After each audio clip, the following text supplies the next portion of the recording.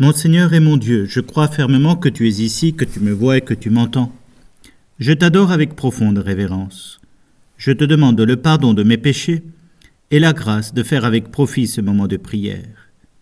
Ma Mère Immaculée, Saint Joseph, mon Père et Seigneur, mon ange gardien, intercédez pour moi. Alors que le dimanche de Pentecôte approche et le don renouvelé de l'Esprit Saint avec lui, eh bien nous prions, toi et moi, devant le Seigneur, en parcourant ces pages de l'Évangile qui chaque fois nous évoquent des sujets de réflexion, de pensée, de découverte, de connaissance de Dieu et d'adoration. Le passage de ce jour, alors que Jésus commence à quitter ses apôtres, les préparer à ce départ que nous avons célébré au cours de l'Ascension, est tout à fait étonnant. Parce que on évoque la figure de Saint Jean, c'est cette figure tutélaire du disciple que Jésus aimait, qui est évoquée tout au long de l'Évangile selon Saint Jean. Et il est question d'une relation, d'un dialogue entre Pierre et Jésus, où Saint Jean, au loin, suit, et où il parle de lui. Et lui, que doit-il devenir ? Et Jésus répond mystérieusement, s'il doit rester là, jusqu'à sa venue, que t'importe ? Et la rumeur circule parmi les premiers chrétiens que Jean ne mourra pas avant le retour du Christ. Et il est vrai, les premières communautés chrétiennes attendaient la venue du Christ définitive de leur vivant. De façon assez extraordinaire, Parfois, pendant plusieurs jours, ils ne mangeaient pas parce que ça allait avoir lieu.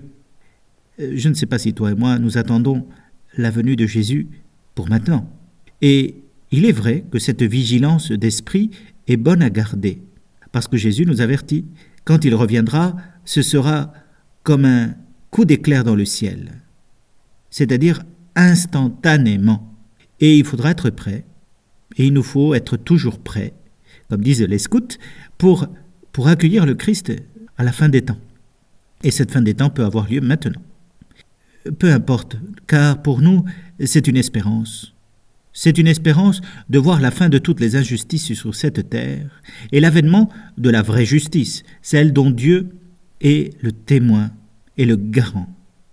C'est lui qui nous dit ce qui est bien et ce qui est mal, à travers les siècles, à travers les sociétés, à travers les événements de l'histoire, sans jamais varier, parce que le bien et le mal ne varient pas. Et le Seigneur s'en porte garant. Et donc, nous attendons cette fin des temps avec espérance, parce qu'elle réalisera enfin ce qui est juste, des cieux nouveaux et une terre nouvelle, comme dit l'Apocalypse, où la justice régnera. Et quelle attente bonne est celle-là. Mais en attendant, il va falloir, contredire les violents. Et c'est ce qui s'est passé dès la première génération.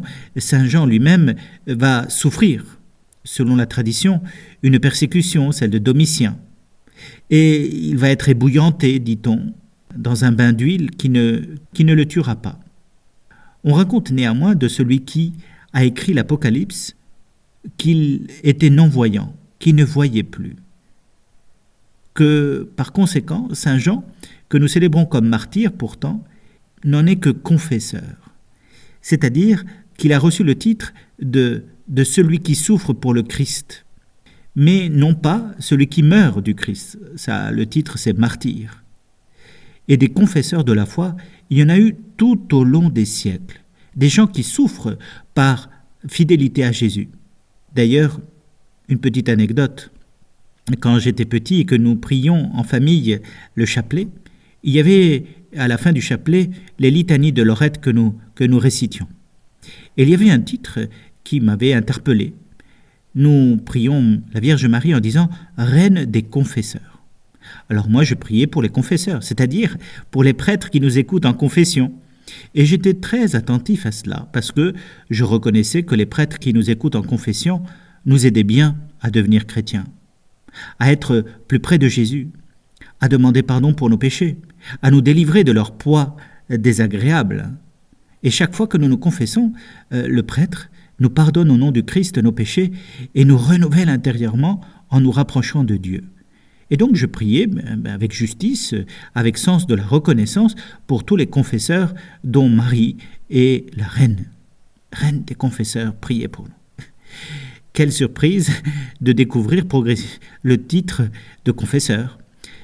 Parce qu'on dit Reine des martyrs, priez pour nous, Reine des confesseurs, priez pour nous. C'est bien relié aux martyrs. Et donc j'ai bien compris par la suite que quand nous prions Marie, Reine des confesseurs, nous prions la Vierge Marie qui soutient ceux qui souffrent pour l'amour de Jésus, qui soutient ceux qui confessent la foi malgré la souffrance. Et dernièrement, j'ai découvert l'histoire d'un prêtre confesseur de la foi qui s'appelle Louis Fouché. Il était originaire d'Orléans. Et pendant la Deuxième Guerre mondiale, il s'est révélé magnifique, un bon prêtre. Un homme qui prie, un homme de Dieu et un homme qui aime les gens et qui se dévoue pour eux. Et c'est ce qui s'est passé dans ce contexte difficile que la France a connu pendant la Deuxième Guerre mondiale. Alors que c'était le chaos un peu partout, et avec le curé avec qui il travaillait, ils ont aidé les gens à s'organiser en 1940.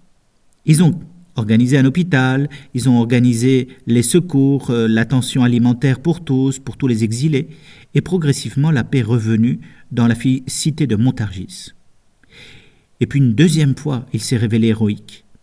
Oui, parce qu'un jour, un soldat allemand était venu se confesser à lui. Or, quelques jours plus tard, il s'était évadé. Il s'était enfui dans son propre pays. C'était un soldat d'origine slovaque qui avait été engagé dans l'armée allemande et puis il s'en est enfui. Or, on avait vu qu'il s'était confessé à ce prêtre. Et du coup, la Gestapo est venue arrêter le père Louis Fouché pour lui exiger de dire ce qui s'était entendu pendant la confession. Or, même si la Gestapo disait que devant l'État allemand, il n'y avait pas de secret qui tienne, Louis Fouché était fidèle à ce que l'Église demande à tous les prêtres lors de la confession, à savoir que ce qui est exprimé pendant la confession, entre le moment où on fait le signe de croix et le moment où on reçoit l'absolution, c'est secret. C'est absolument secret. Aucun prêtre ne peut révéler quoi que ce soit qui était entendu pendant ce temps-là, au risque d'être excommunié de l'Église.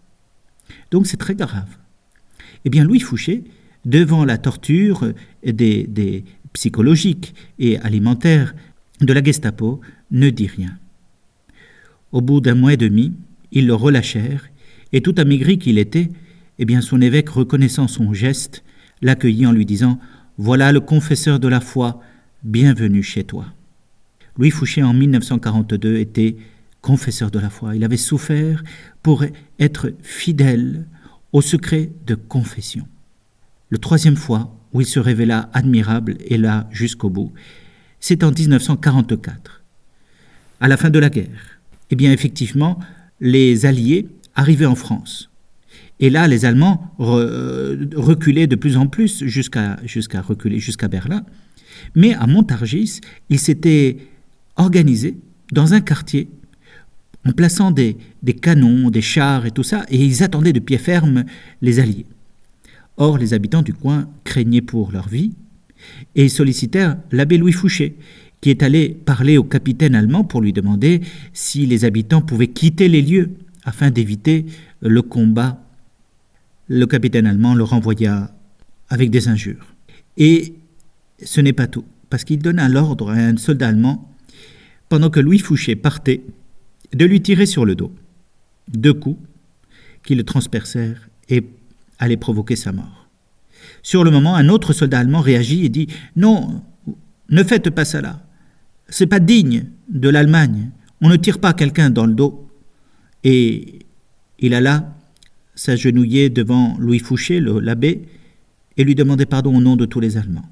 C'est pour dire que dans la même armée, il y a ceux qui sont terribles et il y a ceux qui gardent leur humanité, leur conscience. 24 heures encore, l'abbé Louis Fouché vécut. Et il offrit toutes ses souffrances pour que Montargis soit épargné, et pour la sainteté des prêtres. Et il encourageait tous ceux qui l'entouraient à pardonner, à ne pas en vouloir à celui qui l'avait tiré dessus. Et c'est ainsi qu'il mourut, tout à fait témoin de la charité. Voilà un frère dans la foi que toi et moi nous avons, qui nous a précédés au ciel, je le crois, et qui nous y attend. Il a souffert pour la foi. Il a donné sa vie par amour, pour la sainteté de ceux qui allaient suivre. Et toi et moi, nous devons lui être fidèles parce que nous sommes chrétiens et que nous sommes dans cette longue lignée de ceux qui cherchent à vivre de l'esprit du Christ, quels que soient les événements que nous allons traverser. Alors prions l'Esprit Saint pour qu'il nous garde l'esprit ardent et zélé pour réaliser le royaume des cieux sur terre. Mon Seigneur et mon Dieu, je te remercie pour tous les actes d'amour, les inspirations que tu m'as données pendant ce temps de prière.